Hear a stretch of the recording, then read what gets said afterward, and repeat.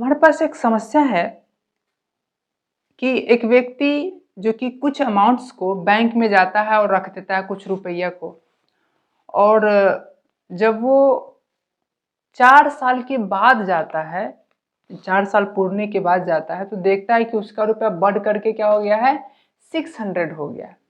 ठीक है। और 12 साल के बाद वो जाता है तो वो रुपया बढ़ करके क्या हो गया है, 800 हो गया।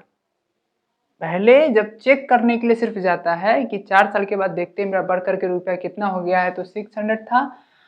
फिर 12 साल के बाद जाता है तो जो पहले रखा था वो रुपया बढ़ करके अब 800 रुपया हो चुका है। ठीक है।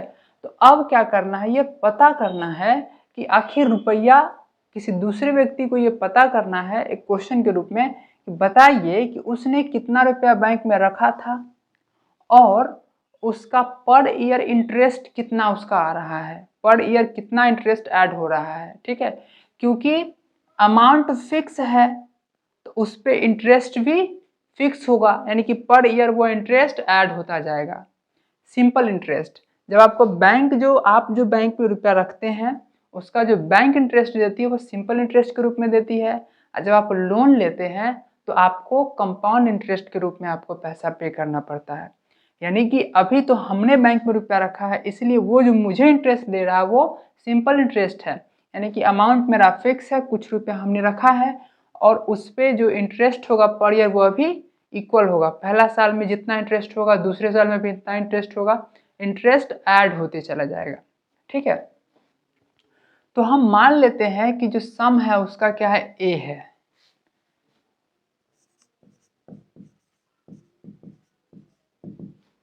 Late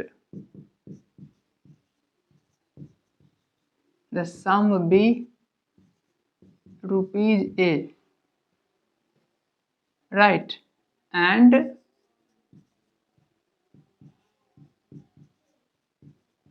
interest carried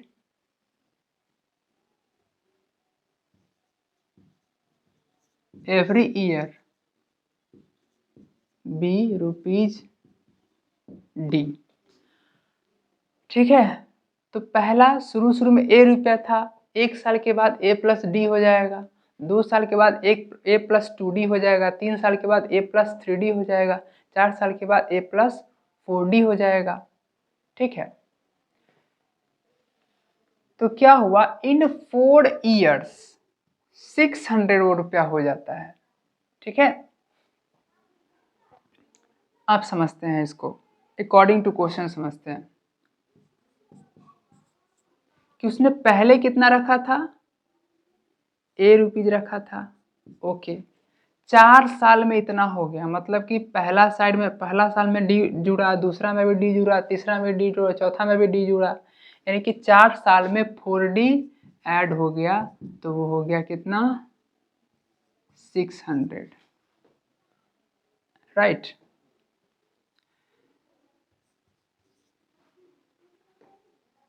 and also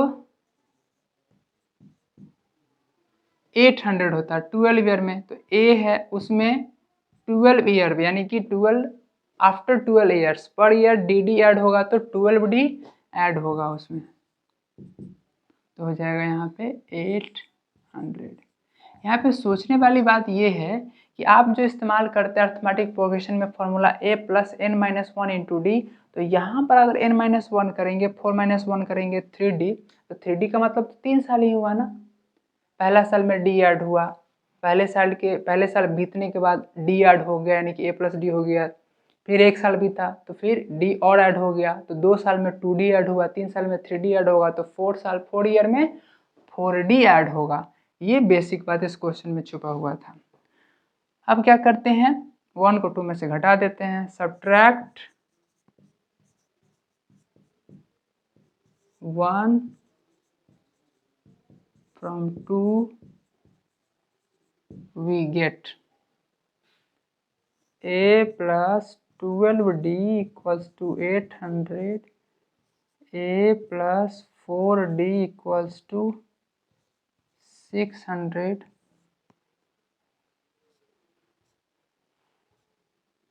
cancel हो गया। 8D इक्वल्स टू 200 और D इक्वल्स टू 200/8।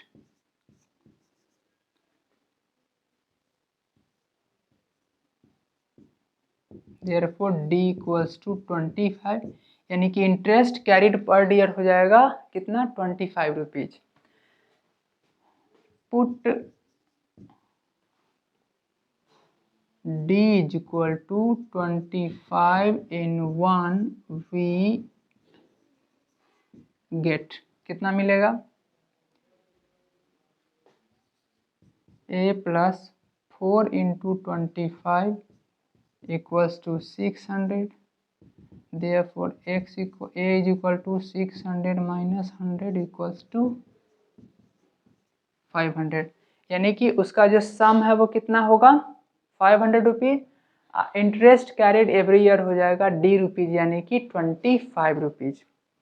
ठीक है, आप क्लोजिंग लाइन लिख भी सकते हैं, hence the sum equals to ₹500 and the interest carried every year equals to 25 rupees. ठीक है।